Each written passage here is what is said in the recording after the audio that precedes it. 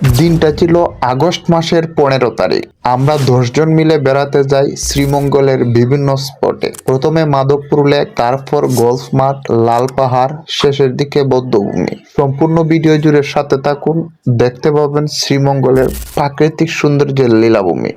সময় আনুমানিক সকাল 9টা বাজে। আমরা চলে আসি বাহুবলে, উঠে পড়লাম সিএনজিতে। এখান থেকে সিএনজিতে চলে গেলাম মিরপুর। এই হলো আমাদের গ্যাং। মিরপুর আইসা দেখি বাস আমাদের জন্য দাঁড়িয়ে আছে। বাসের হেল্পার আমাদেরকে ডাকতেছে বাসে ওঠার জন্য, কিন্তু আমাদের একজন এখনো আসেনি। যাক, অল্প সময়ের মধ্যে সে এসে গেল। উঠে গেলাম বাসে শ্রীমঙ্গলের উদ্দেশ্যে। একটুখানি যাওয়ার পর দেখি চা কন্যারা চা তুলতেছে। চায়ের রাজ্যে ঢুকে চা কন্যাদের সাথে দেখা পেয়ে মনটা ভরে গেল। এদিকে হঠাৎ দেখি চাচ্চু সামন্ত ও সাজন মারামারি শুরু করে দিচ্ছে জানালার সাইটে বসার জন্য, প্রাকৃতিক সৌন্দর্যের ভিউ দেখার জন্য।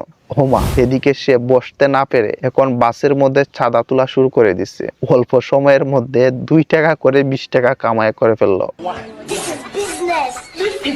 শ্রীমঙ্গলের রাস্তার সুন্দর ভিউ আসলেই মন মাতানো। যারা শ্রীমঙ্গল যান তারা অবশ্যই দেখেন এই মূর্তি, যা শ্রীমঙ্গল আসা পর্যটকদেরকে ওয়েলকাম জানায়। আবার একটুখানি পর আমাদের বাস আমাদের গন্তব্যে পৌঁছে যায়। বাস থেকে নেমে উঠে গেলাম একটা টমটমে। একটু জায়গা যাওয়ার পরে আমরা যাই ছান্দের গাড়ি ভাড়া করার জন্য। তাদের সাথে দরদামে না হওয়ায় আমরা 2টা সিএনজি ঠিক করি। এখানে আমাদের প্রায় ছান্দের গাড়ি থেকে অর্ধেক টাকা বেঁচে গেল। ভাই, এখানের রাস্তার ভিউ কি বলবো, আসলেই মন মাতানো। যদি আপনি না আসেন বুঝতে পারবেন না আল্লাহর দুনিয়া কত সুন্দর। আমাদের গ্যাং প্রথম স্পটে চলে আসে। এই যে আমরা ঢুকে পড়লাম সেই মনোরম পরিবেশের সমারোহ মাধবপুর লেকে। আমরা যেহেতু সকালে বের হয়েছিলাম, তেমন কিছু খেয়ে আসিনি, তাই আমরা শ্রীমঙ্গল থেকে কিছু ব্যাট, কলা ও পানি নিয়ে আসি। কেউ কেউ এমন খাওয়া শুরু করেছে মনে হয় অনেক দিন ধরে কিছু খায়নি। স্যার, আপনি একটু বাইরে গিয়ে আবার ঢুকেন,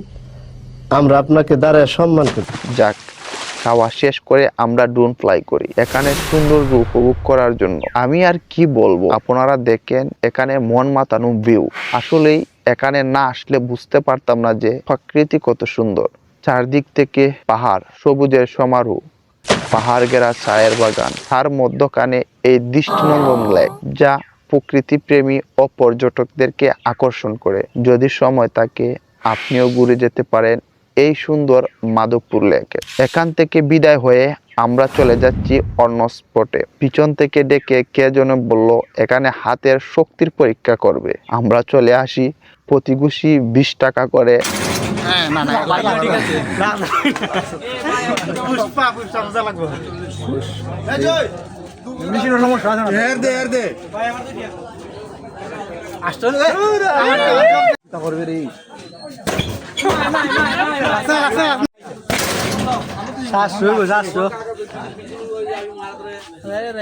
সাতশো 90 নি বেটা তুলছিলাম, 709 তুলছিলাম। তুমি চালাও নি সর্বোচ্চ কত উঠলে পুরস্কার দিবা? 999 উঠলে একটা ফ্রি মারতে পারবেন। ফ্রি মারতে পারবে না, আর কিছু দিদা না। আমরা কেডা মানে সর্বোচ্চ আমার আমার আমার আমার দামারো। হ্যাঁ, ঠিক আছে। না, 999 মনে 800 খান্তা দিব। তোর কত হইছে? আমার 800 কত হয়েছে? আমার 800 তোলা দরকার। ওই হাজার 300 মারতে বেশি আমার। মার বাবা, মার বাবা, বাবা মার। ও ভাই, আবার আবার আবার গেছে না লাগু। ও আমি কই ওখানে ওখানে ভাই ওখানে ভাই স্কুল ক্লাস না হইছে এটা বুঝা দেখা তুই তো পারলে না। আসবো ভালো লাগছে। ও ব্রো, অনেকটা ফ্রি দিতে পারবে। আমার 800 কত ধরছিল ভাই। এখান থেকে এনজয় করে আমরা রওনা দিলাম গলফ মাঠের উদ্দেশ্যে। অনেকক্ষণ গাড়ি চড়ার পরে আমরা গলফ মাঠে পৌঁছাই। আমরা যে গলফ মাঠ দেখা পেতে আসছিলাম, আসলে এটা সেই গলফ মাঠ না।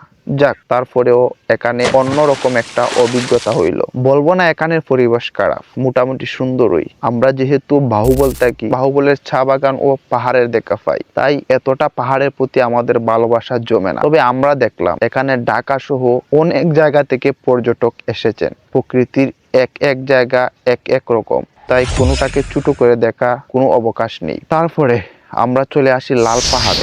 এখানেও কিছু ড্রোন শট নিলাম। এখানের ভিউ ছিল সুন্দর, আমরা উপভোগ করি, তার সাথে আপনাদেরকেও কিছু ফুটেজ দিলাম উপভোগ করার জন্য। যদি ভালো লাগে তাহলে একটি লাইক দিতে পারে। সময় গনিয়ে আসছে, আমাদের শেষ স্পট হলো বধ্যভূমি। আমরা এখানে চলে আসলাম। এখানে এসে আরো অন্যরকম অভিজ্ঞতার সম্মুখীন হলাম। জায়গাটা যেমন সুন্দর, ঠিক বিকাল হওয়ার সাথে সাথে পর্যটকদের আনাগোনা ভিড় বাড়তে থাকে। আমরা এখানে অনেক ফটোশুট করার পাশাপাশি কিছু ভিডিও করি, যা আপনারা দেখতে পাচ্ছেন। সারাদিনের অভিজ্ঞতা থেকে যদি বলি, বিষয়টা এমন, আপনি এক একটা স্পট যদি ঘুরেন তাহলে ম্যাক্সিমাম আপনার একটা দিনের প্রয়োজন। কোনটা রেখে কোনটা ছাড়বেন সেই দ্বিধাদ্বন্দ্বে পড়ে যাবেন। যদি আপনার কাছে সময় থাকে তাহলে যত ঘুরবেন ততই প্রকৃতির প্রেমে পড়ে যাবেন। আমরা যত জায়গায় গেলাম, কোনো জায়গায় পুরোপুরিভাবে ঘুরে দেখতে পারিনি। প্রত্যেকটা স্পট ছিল দেখার মতো। শেষ পর্যায়ে এসে বলবো, যদি আপনার কাছে ভিডিওটি ভালো লাগে তাহলে একটি লাইক দিন, কমেন্ট করে জানাতে পারেন আপনার মতামত। পেজ থেকে হলে ফলো দিন, চ্যানেল থেকে হলে হিট দ্য সাবস্ক্রাইব বাটন। তো দেখা হচ্ছে নতুন আরো কোনো একটা ভিডিওতে।